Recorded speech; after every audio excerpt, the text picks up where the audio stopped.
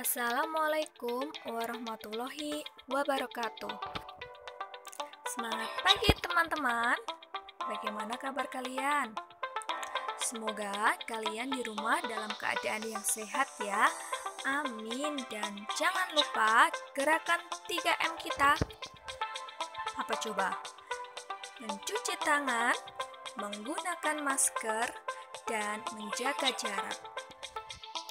Nah, hari ini kita akan melanjutkan materi tentang kemuhammadiyahan untuk bab yang kedua.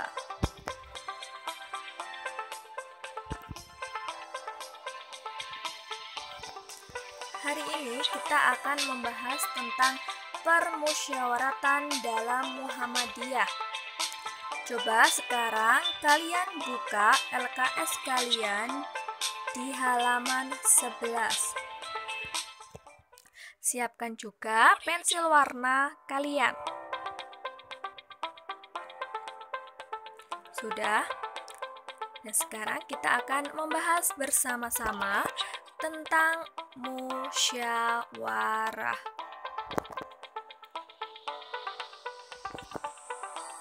Apa itu musyawarah?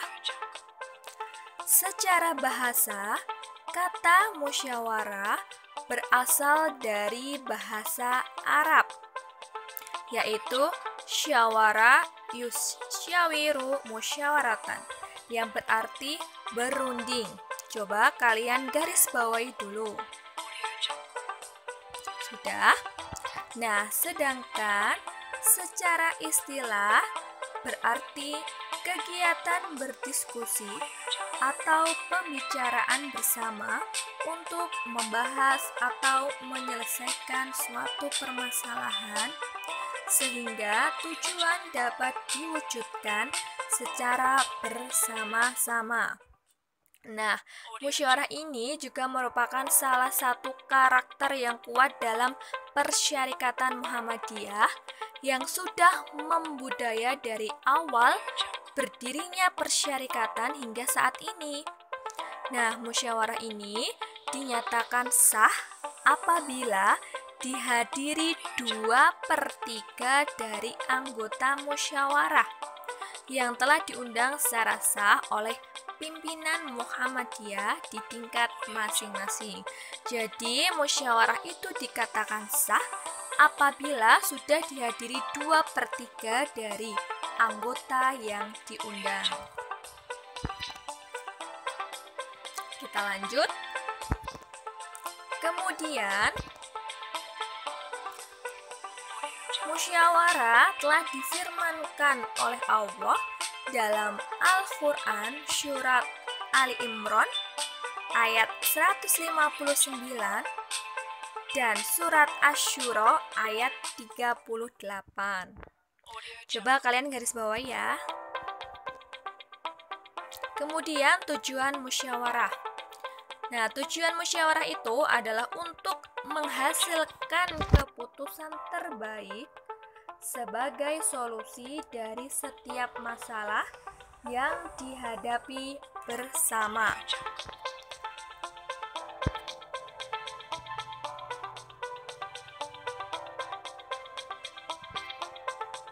Adapun manfaat dari musyawarah itu yang pertama, dengan adanya musyawarah kita dapat belajar menghormati orang lain, belajar saling menghargai pendapat, menyatukan ide dan menguatkan semangat, menjalin silaturahmi dan menguatkan ukhuwah, bisa meluruskan kekeliruan dan menambah wawasan, dan yang terakhir bisa membentuk sifat bertanggung jawab dan menjaga amanah. Selanjutnya, bagaimana cara pengambilan keputusan dalam musyawarah itu?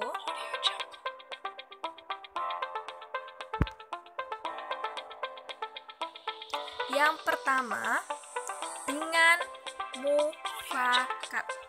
Apa itu mufakat? Ini sama halnya dengan materi PPKN yang sudah kalian dapatkan kemarin ya.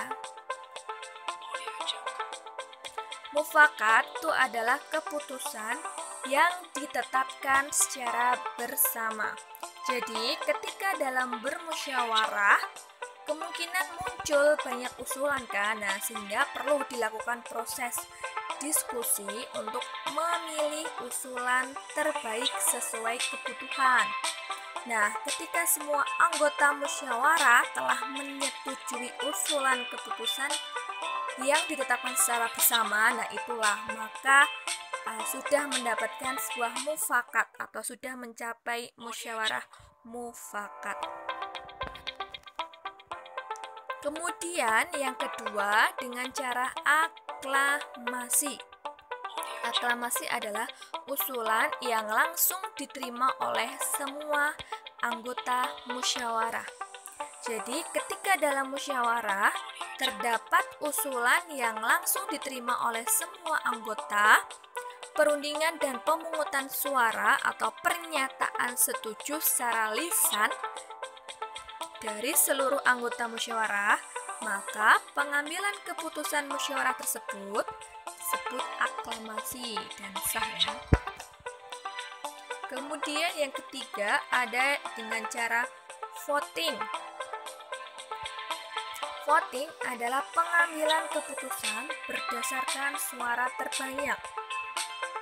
Nah, cara voting ini dilakukan jika musyawarah tidak mampu menuai kesepakatan antara sesama anggota. Nah, voting ini dapat diambil manakala peserta musyawarah telah memenuhi quorum atau minimal yang hadir sebanyak 2/3 dari jumlah total peserta yang berhak mengikuti musyawarah. Kemudian, cara voting dapat dilakukan dengan cara terbuka maupun dengan cara tertutup.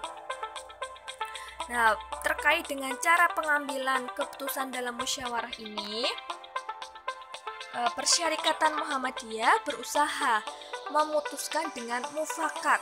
Apabila keputusan dengan cara mufakat tidak tercapai, maka dilakukan pemungutan suara dengan suara terbanyak mutlak.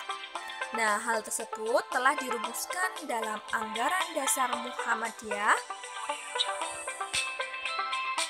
Kemudian selanjutnya ada adab dalam bermusyawarah di LKS kalian halaman 12.